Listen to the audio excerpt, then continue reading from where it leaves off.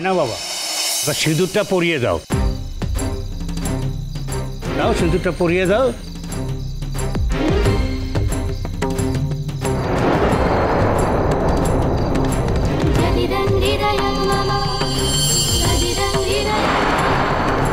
এই ভাইয়াদা, পুলিশ।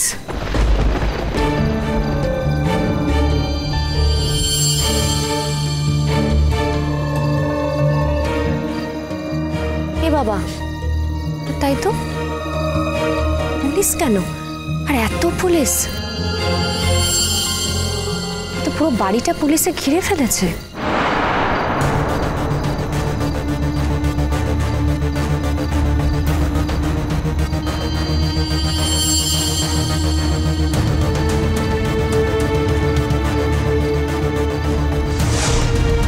মামা এসে, মামা সিঁদুরটার সময় উঠে পড়লে কেন?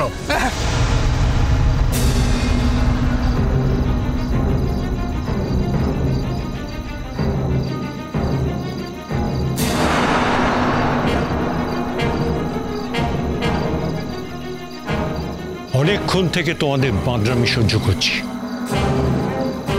সব জিনিসের একটা সীমা আছে। হঠাৎ কি হলো তুমি এরকম সিঁদুর দানের সময় উঠে পড়লে? এখন আর বিয়ে করার সময় নেই, বিয়ে হয়ে গেছে। মেয়েকে এমনিতে আমার বাড়ি পাঠিয়ে দেয়।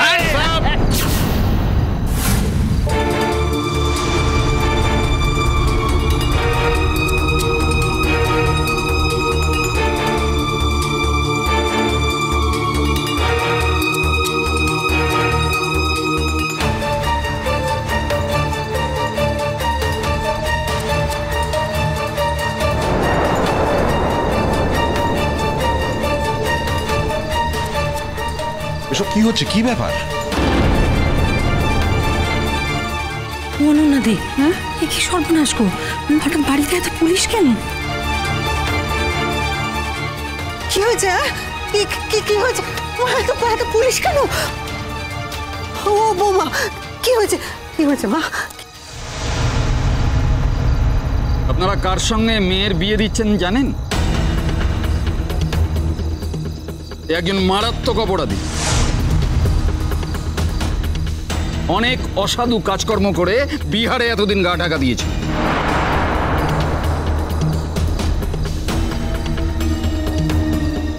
সদ্য ফিরেছে।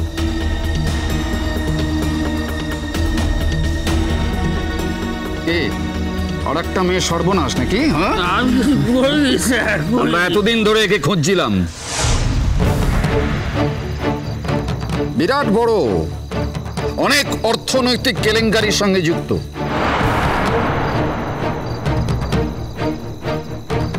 একটা চেন চালায়, টাকা পয়সা তছরূপের চেন। আর আপনারা এর সঙ্গে আপনাদের বাড়ির মেয়ের বিয়ে দিচ্ছেন?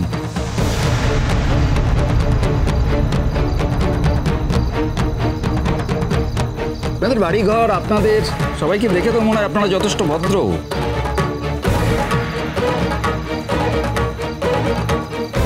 ঠাকুর মশাই, আপনাকে তো আমি চিনি। আপনি এইরকম একটা ছেলের সঙ্গে আপনাদের মেয়ের বিয়ে দিচ্ছেন?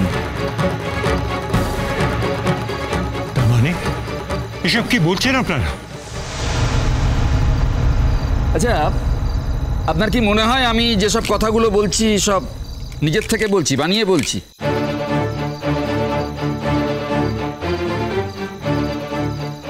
শুনুন, বিহার পুলিশের কাছেও খবর আছে। ওরা আমাদের খবর দিয়েছে, ওর নামে ওয়ারেন্ট আছে। ওকে আমরা অ্যারেস্ট করে বিহার পুলিশের হাতে তুলে দেব।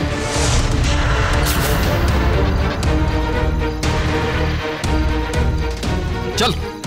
বিশ্বাস করুন স্যার, আমি কিছু করিনি, আমাকে ফাঁসানো হচ্ছে।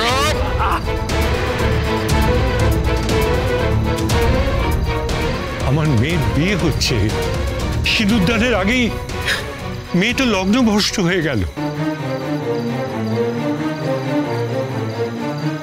আচ্ছা ঠাকুরমশাই, আপনার মেয়ের লগ্নভ্রষ্টা হওয়াটা কি আগে না আপনার জীবনটা বেঁচে যাওয়া আগে। ভেবে দেখবেন। চল চল চল। কথাটা কি বলছে?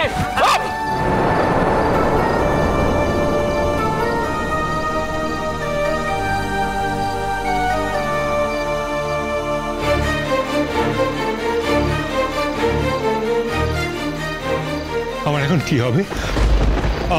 আমার তো আর কোনো উপায় নেই। এই লগ্ন ভ্রষ্টা মেয়ে তোর জীবনে কোনোদিন বিয়ে হবে না। এসব এখানে হয় এখনো? এসবের তো কোনো মানে নেই ঠাকুর মশাই। তোমাদের কাছে মানে না থাকতে পারে, কিন্তু আমরা তো এখানে পড়ে আছি, আমাদের কাছে মানে আছে। আমাকে এই সমাজ নিয়ে থাকতে হবে, এই সমাজেই বাস করতে হবে। এই লগ্ন ভ্রষ্টা মেয়েকে কেউ কোনোদিন বিয়ে করবে না।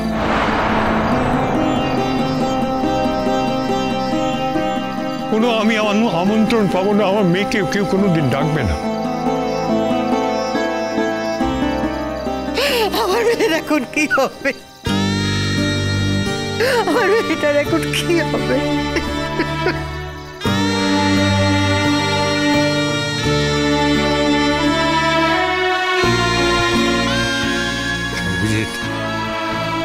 তোমাকে বলছি, নতুন তোমাকেও বলছি, তোমাদের পরিবারের জন্য আমরা অনেক করেছি, অনেক জীবনপাত করেছি। আমরা বংশ পরম্পরায় তোমাদের পরিবারকে পুজো আচ্ছা করে রক্ষা করবার চেষ্টা করেছি, যাতে কোনো অশুভ শক্তি তোমাদের কাছে না আসে। এ আর বলতে ঠাকুরমশাই, আমরা তো চিরকৃতজ্ঞ আপনার কাছে। আমাদের পক্ষে যা করা সম্ভব আমরা তাই করব। আপনি বলুন এখন কি করা যেতে পারে? কথা দিলে তো বাবা। এই তো আমি হাত ধরে আপনাকে বলছি, আমি চেষ্টা করব। বলুন। নতুন, তুমি কথা দাও। নিশ্চয়ই ঠাকুরমশাই, এই বিপদ শুধু আপনার নয়, আপনার বিপদ মানে আমাদের বিপদ। এর জন্য যা যা করা প্রয়োজন আমরা করতে রাজি আছি। যদি ক্ষতিপূরণ দিতে হয় ক্ষতিপূরণ দিতে রাজি আছি, যদি প্রায়শ্চিত্ত করতে হয় তাহলে সেটা করতেও রাজি আছি। যদি আমি বিশ্বাস করি না এসব, কিন্তু এখন এই মুহূর্তে দাঁড়িয়ে আপনার বিশ্বাসই আমার বিশ্বাস। আপনি বলুন আমাদের কি করতে হবে? আমার কথাটা শোনো নতুন। একটা সময় আমার মেয়ের সঙ্গে তোমার বিয়ের কথা হয়েছিল, সেই ছেলেবেলায়।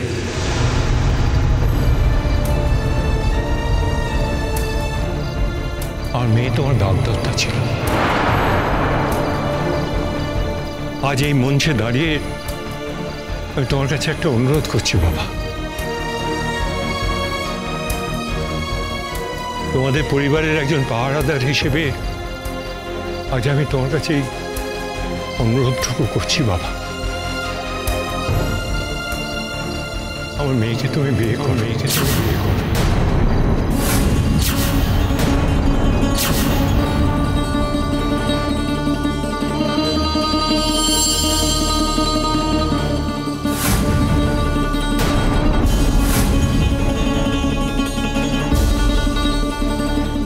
আপনি কি বলছেন ঠাকুর মশাই? আমার যে বলার আমি বললাম।